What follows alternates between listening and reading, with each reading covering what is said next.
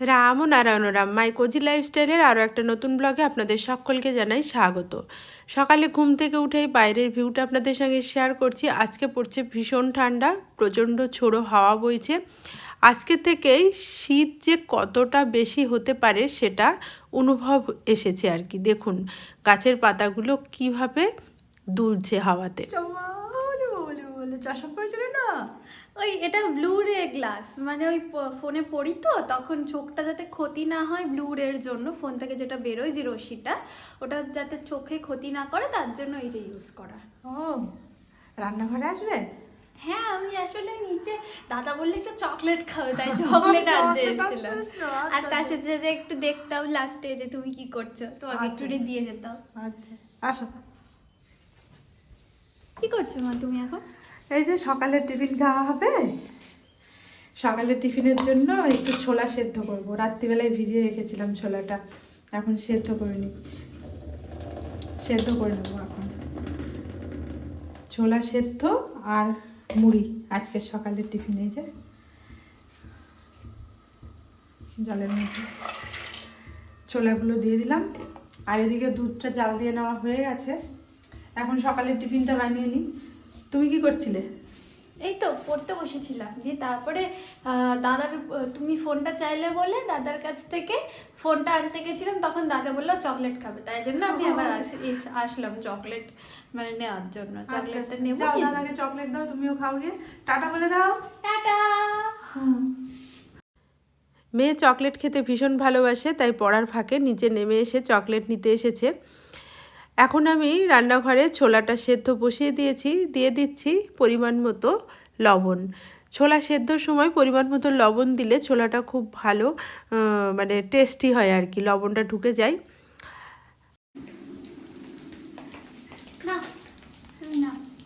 আমি নেবো? হ্যাঁ, আমি এগুলো খাই না তো। ভালো, তুমি একটা খাও, খেয়ে দেখো, ভালো লাগবে। ভালো লাগবে? কি এটা? এটা 5 স্টার। 5 স্টার? 5 স্টারটা তবু ভালো লাগে। হ্যাঁ, খেয়ে দেখো, ভালো। এটা কি হ্যাপি বার্থডে চকলেট? হ্যাঁ, তাই হলো। হ্যাপি বার্থডে চকলেট, তাই তো? গতকাল তো হ্যাপি বার্থডে ছিল। হ্যাঁ, সে ভিডিও তো শেয়ার করা হলো না আমার ভিউয়ার্সদের সঙ্গে। করবো, আগামী দিন করবো। এই ভিডিও ক্লিপগুলো গত 19শে ডিসেম্বর শ্যুট করা ছিল। সময়ের অভাবে এডিটিং করে শেয়ার করতে পারিনি বলে এখন শেয়ার করছি। সেদিন ছিল শনিবার।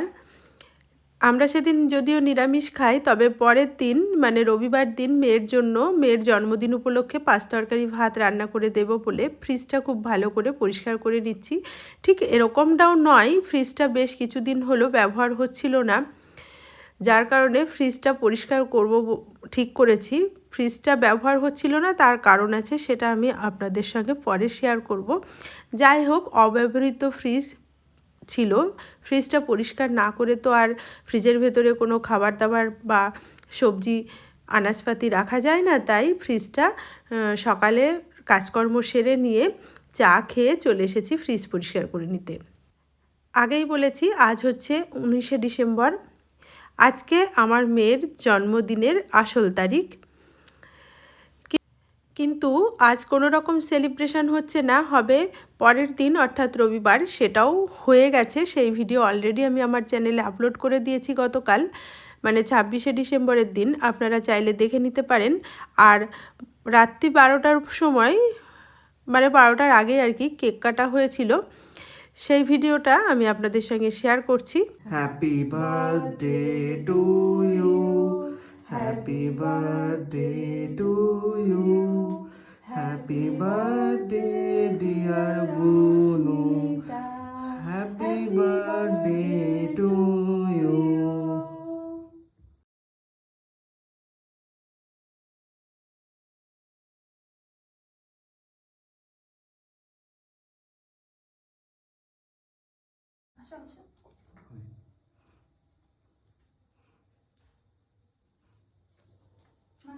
দারুণ টেস্ট। দাদাই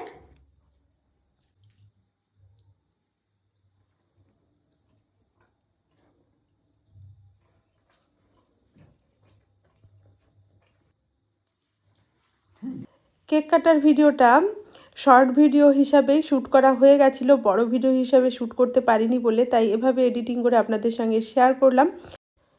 এখন তো দেখছেন পরের দিন সকালবেলায় সকালের কাজকর্ম শুরু করেছি। ফ্রিজ পরিষ্কার করে নিচ্ছি আর কি। ফ্রিজের এই শেলফগুলো খুলে পরিষ্কার করা যায়, শেলফগুলো খুলে নিলাম, নিয়ে ফ্রিজটা প্রথমে মানে বাসন মাজার সাবান দিয়ে ভালো করে পরিষ্কার করে নিলাম। তারপর তোয়ালে জলে ডুবিয়ে সুন্দর করে মুছে পরিষ্কার করে নেব। আমার মেয়ের জন্মদিনের ভিডিও ঠিক নয়, তবে জন্মদিনের কেক কাটার ভিডিও আপনাদের সঙ্গে শেয়ার করলাম। গতকাল রাত্রিবেলায় ওকে কেক কাটানো হয়েছে, তেমন কাউকে বলা হয়নি। রাত্রিবেলায় যেহেতু কেক কেটেছে কাউকেই বলা হয়নি। আগামী দিন ইচ্ছে আছে ওকে 5 তরকারি ভাত রান্না করে দেব, আমার ভাসুরের ছেলে মেয়েদের নেমন্তন্ন করা হবে, এই আর কি। ফ্রিজটা তো পরিষ্কার করা হয়ে গেল, দেখতেই পেলেন।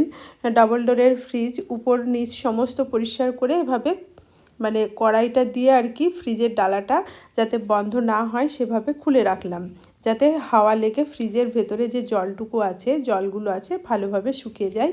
এখন এই মানে র্যাকগুলো, শেলফের যে কাঠামোটা ওগুলো পরিষ্কার করে নিচ্ছি, তারপর বরফের ট্রেটাও পরিষ্কার করে নিচ্ছি। এগুলো শুকিয়ে নিয়ে পরে ফ্রিজের ভেতরে যথাস্থানে ঢুকিয়ে দেব। আর এখন ফ্রিজ পরিষ্কার করার পর চলে এসেছি সকালের টিফিনটা করে নিতে। বেশ কিছু ফল ঘরে ছিল, পচে যাচ্ছিল, সেগুলো কেটে মুড়ি আর ছোলার সঙ্গে ফল দিয়ে খাওয়া হলো। এবার এসেছি জামা কাপড় ভেজানোর জন্য। গরম জল দুটো জায়গায় নিলাম, গামলাতে বেশি নিলাম আর বালতিতে অল্প একটু নিলাম।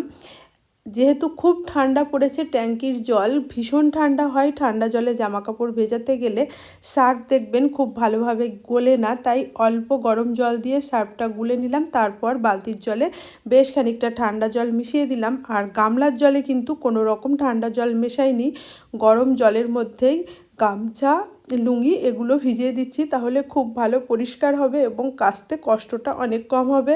অল্প পরিশ্রমেই কাচাটা খুব ভালো হয়ে যাবে। আর এই বালতির ভেতরে এখন সার্ফটা ভালো করে গুলে নিচ্ছি। দেখুন হাত দিয়ে ভেজানো যাবে। গামলার জিনিসগুলো মানে গামলার ভেতরে যে জামা কাপড়গুলো ভেজালাম সেগুলো তো খুন্তি দিয়ে ঠেসে ভিজিয়েছি, কারণ হাত দেওয়া সম্ভব নয়, গরম আছে। আর বালতির ভেতরে দেখুন হাত দিয়েই ভিজিয়ে নিচ্ছি, মানে ঠান্ডা জলে ভেজানোর জন্যই বালতির জলটা রেডি করেছিলাম। এদিকে ওড়নাটায় রং উঠছে বলে ওড়নাটা নামিয়ে দিলাম। এই ওড়নাটাই টুলের উপরে রেখে সাজিয়ে মেয়েকে কেক কাটানো হয়েছিল, তাই ওড়নাটা কেচে নিচ্ছি। আর এদিকে ছেলের বেশ কিছু জামা কাপড় ভিজিয়ে নিলাম। এই জামা কাপড়গুলো বিয়ে বাড়িতে পরা হয়েছিল, সেগুলো কেচে যথাস্থানে তুলে রাখবো আর কি। তারপর চলে এসেছি রান্না করতে। দেখলেন তো বেগুন, ফুলকপি এগুলো কেটে নিয়েছি আর ডাল সেদ্ধ করতে বসিয়ে দিয়েছি। আর এপাশে ভাতও পাশের গ্যাসে বসিয়ে দিয়েছি। এখন বেশ কিছু মাছ গতকাল রান্না হবে বলে আপনাদের দাদাভাই বাজার থেকে এনে রেখেছে, সেই মাছগুলো ধুয়ে নেব। মানে ভাত আর ডাল সেদ্ধ হতে হতে যতটা পারা যায় মাছগুলো ধুয়ে নেওয়ার চেষ্টা করব, এটাই আর কি।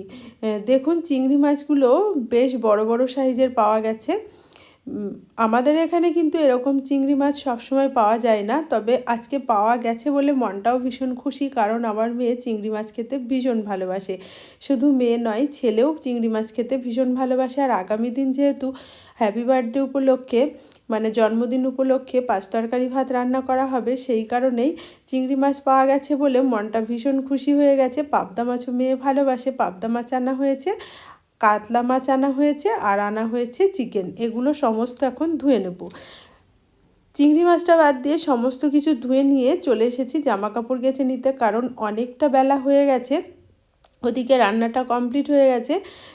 এত ঠান্ডা পড়েছে, খুবই অবেলায় স্নান করলে আবার শরীরটা খারাপ করতে পারে, তাই চিংড়ি মাছটা বাকি রেখেই চলে আসলাম জামা কাপড়গুলো কেচে স্নানটা সেরে পুজো করে নেব বলে। জামা কাপড়গুলো কেচে ছাদে মেলে দেব, তারপর স্নানটা কমপ্লিট করে পুজো সেরে চিংড়ি মাছটা কেটে নেব, এটাই ইচ্ছে আছে আর কি। দেখা যাক কতদিন কী হয় আর কি। এদিকে আমি যখন জামা কাপড় কাটছিলাম তখন আমার মেয়ের একটা পার্সেল এসেছে। এটা ওপেন বক্স ডেলিভারি ছিল, ডেলিভারি বয় ওপেন বক্স করে দিয়েছে, সেটাই ভিডিও করে নেওয়া হয়েছে।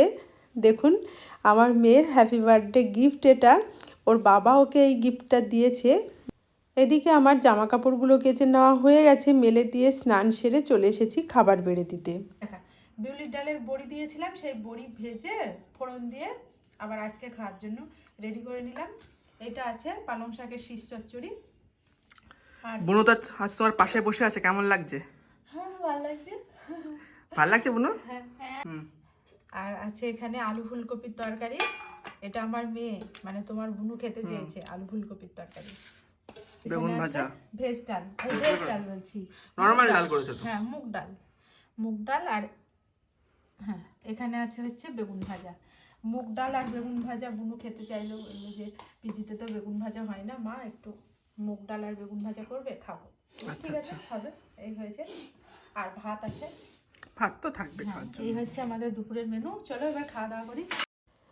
মেয়ে বাড়িতে থাকে না, এসেছে বলে মনটা ভীষণই খুশি। ওর পছন্দ মতো রান্নাবান্না হচ্ছে। আর যেহেতু শনিবার ছিল তাই সমস্ত রান্নাই নিরামিষ হয়েছে। এদিকে আমি চিকেনটা ম্যারিনেট করে রাখলাম আর পাবদা মাছটা ঢাকনা লাগিয়ে ডিপ ফ্রিজে তুলে রাখবো। আর চিংড়ি মাছগুলো কাটা হয়নি, আগেই বলেছি চিংড়ি মাছগুলো দুপুরের খাওয়া দাওয়া সেরে কেটে নেব। খুবই টাটকা ফ্রেশ মাছ ছিল আর এত ঠান্ডা পড়েছে, বাইরে এতক্ষণ ছিল, কোনোই অসুবিধা হবে না, ভালো থাকবে মাছগুলো। আর ওদিকে তো ফ্রিজ পরিষ্কার করেছিলাম, ফ্রিজের এই যে শেলফের কাজগুলো এখন সেট করে নিচ্ছি। আর আমার ছেলেকে বলেছি বোতল যেগুলোতে থাকে মানে ডালার ভেতরে যে খাপগুলো, সেই খাপগুলো ওকে লাগিয়ে দিতে। ওই খাপগুলো খুলে তো পরিষ্কার করেছিলাম আর এদিকে বরফটা জমতে দিয়েছি, দেখছি বরফটা জমেছে কি না। এই ট্রেটা ধুয়ে নিয়ে জল দিয়ে ফ্রিজের সুইচ অন করে দিয়েছিলাম। আর ফ্রিজ যখন পরিষ্কার করেছিলাম তখন ফ্রিজের সুইচ পুরো বন্ধ করে দিয়েছিলাম, প্লাগটাও খুলে রেখেছিলাম। এখন ফ্রিজের সুইচ অন করে মাছগুলো ডিপ ফ্রিজে ঢুকিয়ে দিলাম আর চিকেনটা নর্মাল চেম্বারে রেখে দিলাম। আর আমার ছেলে এই যে বোতল রাখার জন্য যে শেলফটা থাকে সেই শেলফটা তো খুলে নিয়েছিলাম, ওই শেলফটা সেট করে দিল।